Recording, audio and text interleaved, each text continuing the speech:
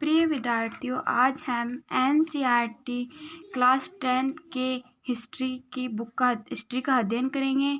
अध्याय number first, Europe में राष्ट्रवाद के उदय के बारे में जानेंगे।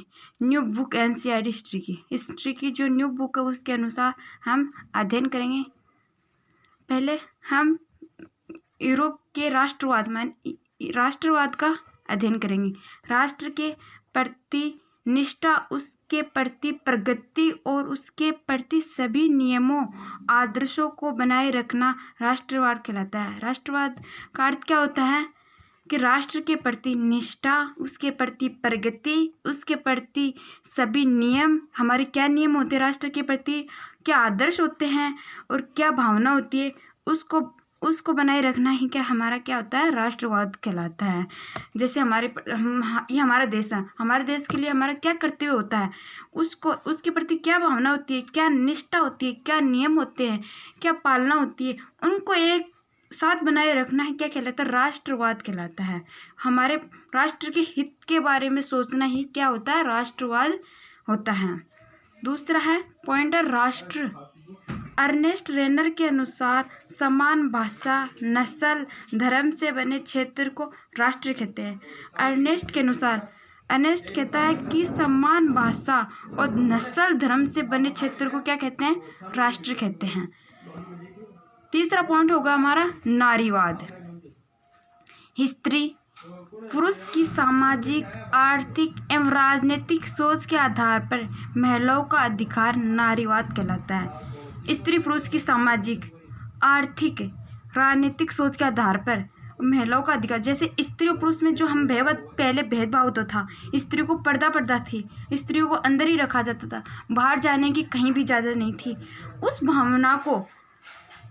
उस भावना की सामाजिक, आर्थिक और राजनीतिक सोच को बदल के और एक महिला को उजागर करना, माने उसकी प्रगति करना ही नारीवाद कहलाता है, कि स्त्री को आगे और बढ़ाना। आज क्या है, स्त्री हर चीज़ में आगे है, हर चीज़ में आगे रहती है। और पहले क्या थी, स्त्रियों को एक बंद कमरे की तरह चार दीवारी में और पर्दा थी।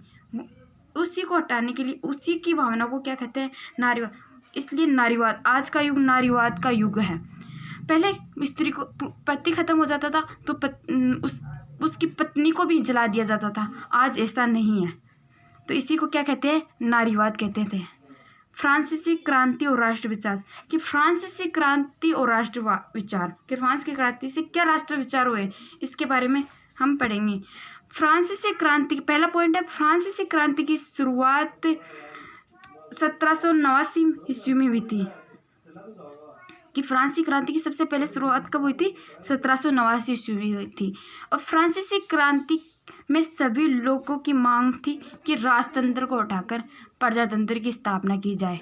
कि जो राजतंत्र था, राजा का निरंकुश, फ्रांस में क्या था, निरंकुश राजा था, निरंकुश राजा था। और फ्रांस की जनता निरंकुश राजा से बहुत ज़्यादा परेशान थी, इस निरंकुश राजा से बहुत ज़्यादा परेशान थी। और यूरोप में सबसे पहले फ्रांस ही था जो निरंकुश राजा को हटाने के लिए प्रजातंत्र की मांग की थी। तो फ्रांस की जनता ने इस निरंकुश राजा को हटाकर प्रजातंत्र की स्थापना करना चाहता।